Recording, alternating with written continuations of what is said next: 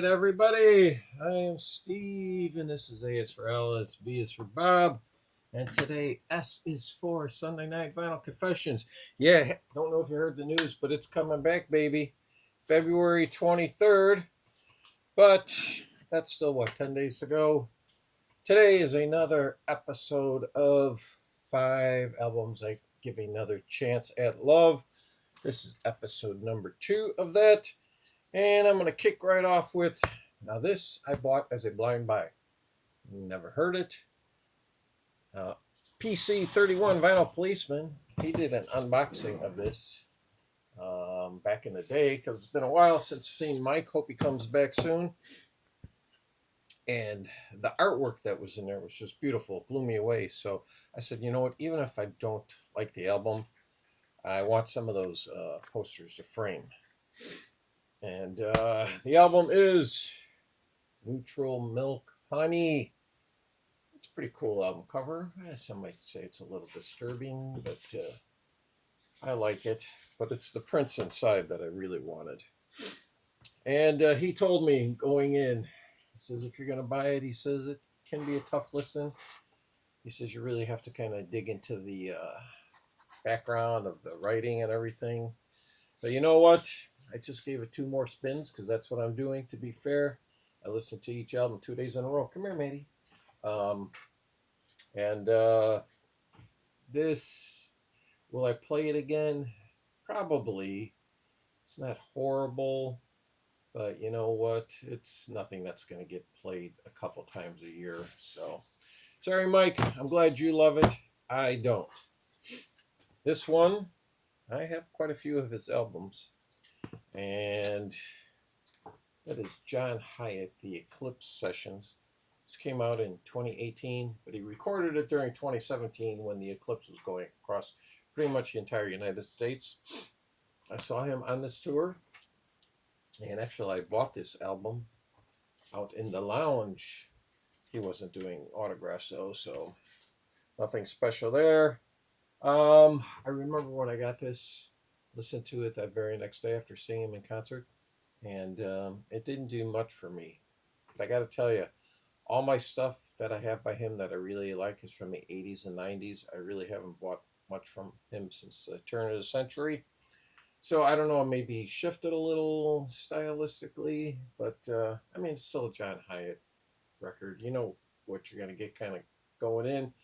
But to me, it's the songs just aren't as strong as I've heard on his other albums. That being said, I do like it more now. So this will continue to get plays. Not heavy. It's not going to be heavy in my John Hyatt rotation. Up next, then, horrible album cover. It's an album that never did much for me. But I have to be honest. These 2 listens in a row, because I normally sit down with the lyrics in front of me too. And that is, yes, Tormato, 1978. On the heels of Going for the One, which was a pretty strong album. So maybe that's why I didn't like this, because you know what? I still struggle with Tales and Relayer. And then I was like, okay, Going for the One, they've come back to form. This is the Yes I like. And then they put out this, and it's kind of a lousy album cover. Well, not kind of, it is. Hypnosis designed it. But that's actually a tomato, not tornado, that was thrown. And they said, you know what? And it's very confusing as to try to figure out who actually threw the tomato at the artwork. Some hear it was Steve Howe. Some hear it was the art director because of the band's reaction to the artwork. So they just left it on there. Originally, the album was going to be called Yes Tor, T-O-R. And so they thought they'd be clever and call it Yes Tornado. And I do like it more. You know, there's been enough time that has gone by, you know, to heal the wound. It's not a bad Yes album, but it would not make my top 10, 12 Yes albums. And speaking of bad albums, 1984. And man, did they embrace the sound of the time. That is Jethro Tull, Under Wraps. This is Thomas Dolby working under the name of Jethro Tull, because that's what it sounds like.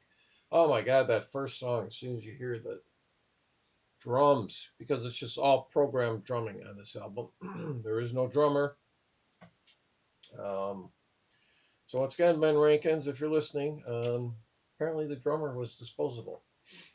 So, yeah, what else can I say about this? Well, you know what? It's going to be interesting because this is the album that is next in line to get the Steven Wilson, if he's doing it, the Steven Wilson special remix in the line of the previous 15 albums by Jethro Tull. Yeah, those beautiful book style box sets, which I have all 15 of them, 14 studio albums and the live album Busting Out. I've got them all. And I've always thought, you know what, there's no way I'm buying this when it comes out on that box set. Why would I spend that kind of money?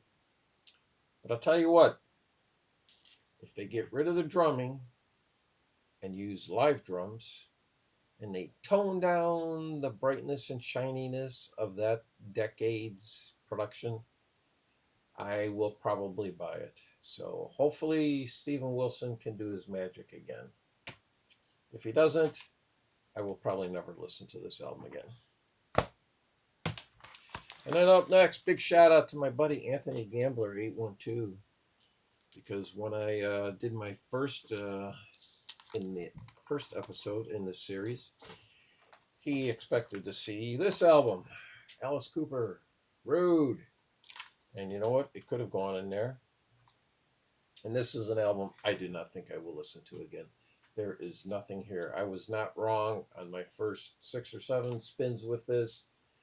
And I gave it 2 more. Still nothing. This is really one of his worst albums. There's not one memorable song. And, yeah, sad to say.